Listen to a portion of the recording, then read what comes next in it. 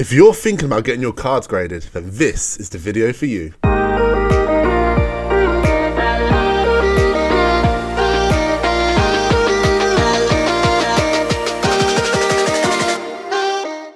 Hello and welcome back to the PokeBros. My name's Tim. My name's John. And together we are the PokeBros, and we're really excited to be with you again for another video today. But before we get there, this week more than ever, it's important we say this. If you haven't already, hit that subscribe button. Make sure you're subscribed. Ready for Friday when we have our Evolutions live box break taking place on this channel.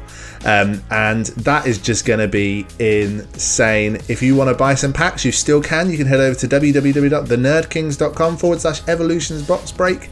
And we are going to be cracking open 2 booster boxes of Evolutions, searching for that Charizard. So make sure you get involved. But John, what are we doing today? So today we're going to be talking about PSA grading or Beckett grading cards.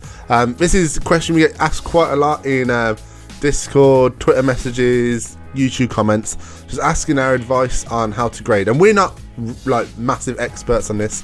There is probably people who are so much better at this than us, but we just want to give a bit of our advice, what we've learned from our time doing this sort of stuff, and why you should grade, what cards to grade, and what you should look for when you send a card off to get graded, pretty much, and just have a little bit of a discussion about that, because as much as there's a lot of graded cards out there, there's not that much advice, especially for new collectors, but even experienced collectors who've never graded before. I think it's a really good thing to get into. It's not for everybody, but me and Tim love it, and that's what we just want to talk about today.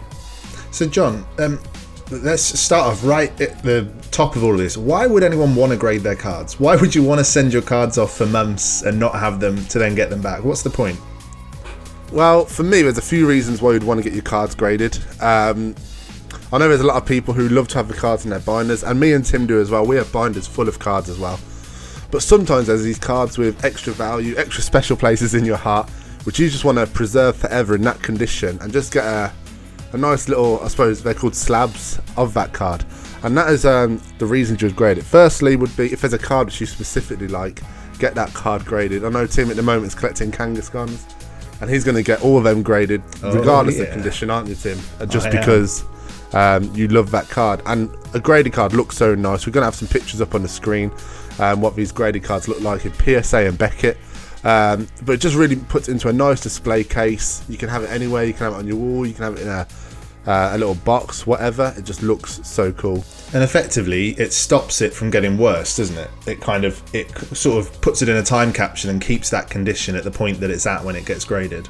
Yeah, exactly. And it really helps the card. And also, probably the biggest reason most people get cards graded is value, because if you get a card in a PSA 10, it's so much more valuable than a card raw. And you see that with cards like, let's say the Hidden Fates Charizard raw, in like ungraded. That means when we say raw, we're talking about ungraded cards.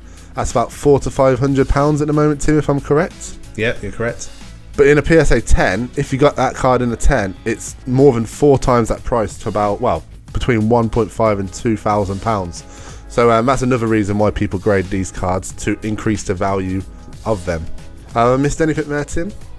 No, I think that's really good, and I think that just for you, whether you're collecting or whether you're looking for value, grading has so many bonuses and positives for that, doesn't it? Yeah. John, which cards would people want to get graded? So how do you know that you want to get this card graded? So there's it's sort of similar to that first question. Well, I believe anyway. There's a few cards which would warrant a grading. First, it's if the card means a lot to you, if a Pokemon means a lot to you. You can get other cards graded like Yu-Gi-Oh, Magic, sports cards, all of these. But because this is a Pokemon channel, we're going to talk specifically about Pokemon. I know one of my favourite Pokemon is Raichu, another one is Mew. So if I get one of these cards and I'm like, oh, that's a really good condition card, I will really want to get that card graded just because it means a lot to me. And that's why I would grade that card. But also, if a card has value, I always recommend grading that card, because the smallest thing, maybe dropping your folder, dropping the card, even when it's in a sleeve, can apply damage to these cards, and that will be irreversible. So when you get a really expensive card, whether it's to sell, whether it's to keep and collect, so I know there's different types of people who collect Yu-Gi-Oh cards. Some people for money, some people for nostalgia and just the love of Pokemon. It's still good either way. Whatever reason you collect Pokemon cards, get these cards graded just to protect them. I know Tim talks about the protection of cards as well. But yeah, so really cards which mean a lot to you. Maybe cards you love, your favourite cards, but also cards with value. But another one which people I don't think talk about too often is cards which are popular but with low population as well. And if you don't know what that means, a population of a card is basically how many times this card has been PSA graded. And we have a look at quite a few cards which are quite popular but with low population. An example of one of these is we just had a recent Jungle box opening, and we were lucky enough to pack 2 Vaporeons and 1 Snorlax Unlimited from this box. But if you look at the population of these cards, and you can find this on the PSA website or even PokemonPrice.com, you can see the population of how many cards have been graded. In a PSA 10, I think for the Snorlax and Vaporeon, at the time we recorded this, I believe it's only 25 of them are in a PSA 10. So that already raises the value of these cards. And I think populations which gets overlooked quite a lot, and there's quite a few cards with very, very low population, which means if you grade this card and get a high grade in it, you might have one of these only cards in that grade in the world pretty much. And I think that's a really cool thing to have. And that's another real benefit of PSA grading, isn't it? Is that you know, because you could pull one of the the rarest cards in the world, but you have no idea how many others of these have been pulled, how many others of these exist. But yeah, if you get PSA graded, you could quite legitimately say, I have one of the only 100 of these in the world that are PSA 10, or one of the only, like John said, 25 in the world that are PSA 10. So it kind of helps you to realise what you've got, and also it's bragging rights, really, right? It can be, yeah. If you've got one of those ones, it's real bragging rights. So, and I suppose this is another reason for grading, is really where the investing side comes in, John, isn't it? And it's looking for what cards you think might go up in value. So trying to watch the market, see what's been opened, and I guess kind of seeing what card looks promising for the future. Might be worth getting graded now, ready for that rise. Yeah, definitely. John, here we go. Let's play this. I've just opened a pack of cards and I've pulled out a really cool full art card, say, and I think I'm going to get this graded, because surely that's going to make it go up in value. Now, it's not guaranteed that it will go up in value, is it? No. But what are we looking for to make sure that it is worth grading? Because if you look at the card and you think it doesn't tick these boxes, it might not be worth sending. But what are the boxes that we're looking to tick? So you'd think if you get a card straight out of a pack or straight out of a box, you'd think that straight away this should be a PSA 10, because it's straight. Like I've done nothing. I've got it straight away, put it straight into a sleeve. It should be a 10. But there are certain things graders look for when trying to evaluate which grade this is, and I think Beckett does this a lot better than PSA. I think you agree, don't you, Tim? To really show. I do, and you definitely can't think that it's definitely a PSA 10 if you're opening Vivid Volta. No, definitely not. There's been quite a few factory errors in that set, hasn't there, Tim?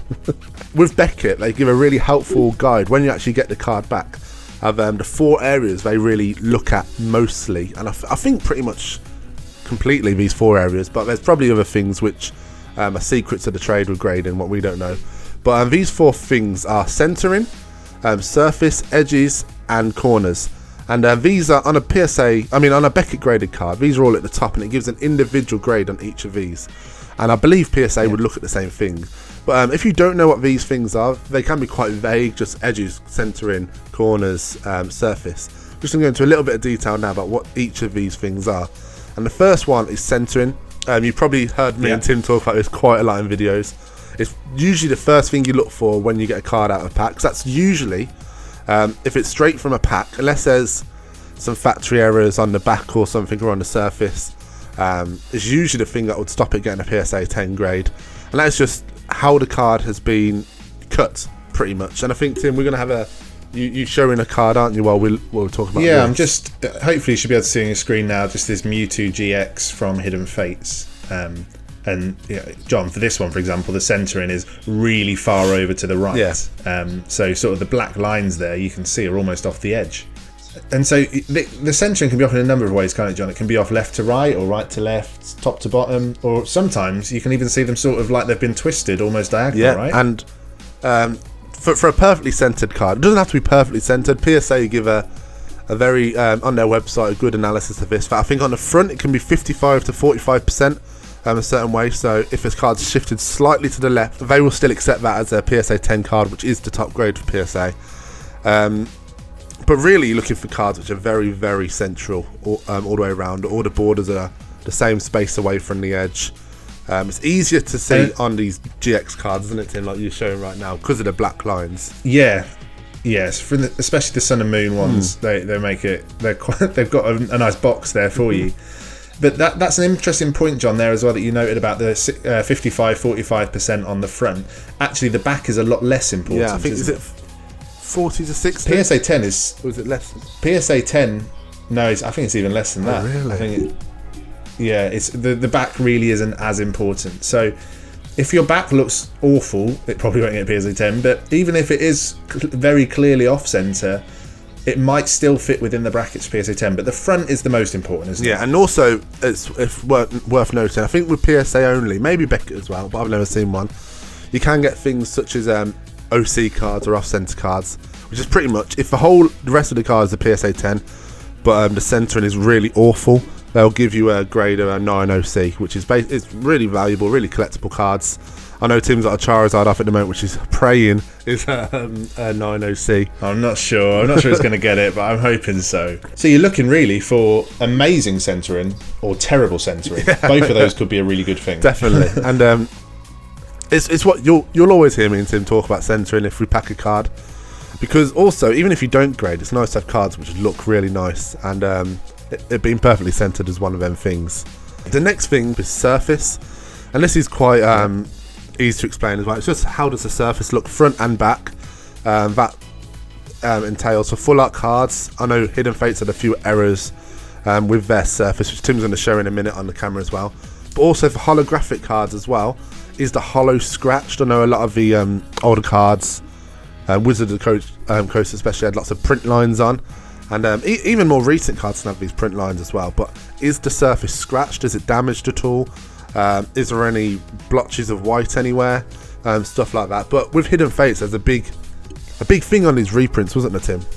Yeah, there was. And hopefully you can see on your camera now, I've just got this card here, this Cynthia card from Hidden Fates. And if you look really closely, you can see that just some of the texture, it's almost like the texture hasn't made it onto the card, or it's either been blobbed too much. And this seems to have happened on a lot of the all of the Hidden Fates full art shiny vault cards that I've have had some sort of imperfection on from the reprint. Not the original Hidden Fates, but the reprint that we got this year. There seems to have just been a factory error, which seems to be happening a lot with Pokemon at the moment. So hopefully they get that sorted out soon. Because pretty much, in my opinion, now PSA might think different, I don't think that any of the new shiny vault cards from the Hidden Fates reprint could get a 10.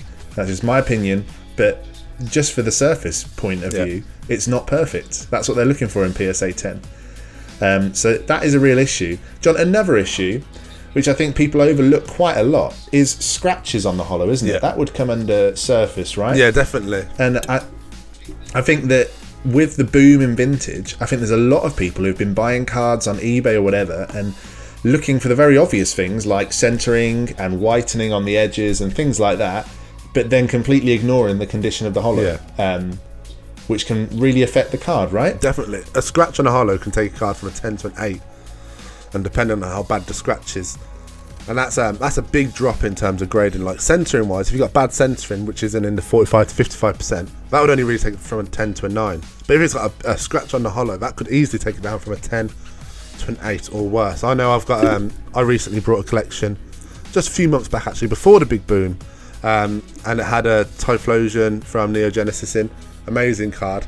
And the card looked really nice. There's a bit of whitening on it, so if it was just for that, it would probably get a 9 or an 8. But it had so many scratches on the holo. Still, it'll probably get a 6 or a 7. But it does really affect the card. You know, look out for those scratches. And I think, especially with the older cards, those scratches can... We're not talking about someone scraping a coin across the holo. I mean, these scratches can even come just through flicking through cards that aren't in a sleeve, right? And even sometimes, I've seen people put cards into sleeves quite roughly, especially the more solid sleeves, which people would put cards in if they weren't going to grade them. Like the top loaders. Yeah, you can do it quite aggressively sometimes, and it can also cause some scratches on there as well. So what are the other things they look for, John? So we've got surfaces, centering. And the last two are, we'll cover these two together because they're sort of similar. It's just basically edges and corners. And this is, corners is quite simple. Odd corners cut nice. I don't know if whitening comes in corners or edges, but still check for there as well. If there's little white bits, you might have seen some cards when you open them, there's a little white dot in the corner. That's just a tiny bit of damage, maybe factory, maybe when you pulled out the pack, and that all comes into account. You are allowed a few, for a PSA 10, I think they allow for 2 minor errors, but these have to be minor errors, they can't be that big at all. But edges basically, the edges cut nice, are they nice and round, is there any damage, and then edges is pretty much similar, are the edges straight, is there any whitening, is there any damage, is there any silvering? Silvering is when, if there's a holo card, you can sort of see the holo out the side as well. Just the way they make these cards, it's holo all the way underneath, I believe. But is that coming out? So that last two is quite simple. But if you have all these things, like really nice centering, really nice surface, really nice edges, really nice corners, you'll probably get a 10. Obviously, these graders are just so good at their job. They will see stuff that we don't see. But it's definitely, me and Tim love grading. If you've got some cards which are valuable, if you've got some cards which are nostalgic to you, my personal opinion is get them graded, because it will just hold it for long term. You won't accidentally drop it in water or anything like that. Do you know what I mean? Or like drop it on the floor and cause a bit of damage. And me and Tim just love grading. I think another interesting thing with those corners, I think that where the corners thing initially came from was actually almost the opposite to Pokemon. It was with sports cards, wasn't it? So with sports cards, it used to be that you wanted to have like a really sharp corner. That, you know, you didn't want it to be kind of rounded off at all. You wanted it to be pristine condition, like it came out of the pack. And obviously with Pokemon, it's the opposite. You want to have a perfectly rounded corner. But there's loads of these things that they look for. And I think what's another really important thing to note, John, just before we round this off, is no one knows other than PSA what it's going to get. So if anyone tries to sell you a card that is guaranteed definitely 10. A PSA 10, they do not know. They cannot say that. You know, the biggest, if you think about the biggest Pokemon YouTubers, Leon Hart, Unlisted Leaf, these people, they do these sort of guess the grade videos and they guess their grades. Now these guys know what they're talking about. And they still get it wrong a lot of the time. Quite often. And the guesses that they make are not correct. We don't know how PSA are going to grade. And I think there's a couple of things that come into that. One is just that they have the tools, they have special lights that they shine on them and magnifying, all these different things. And I think the other thing, John, and probably less talked about, it kind of almost depends on the grader a little bit sometimes as well. I know there is multiple graders who can look at these cards as well as they're going through the process.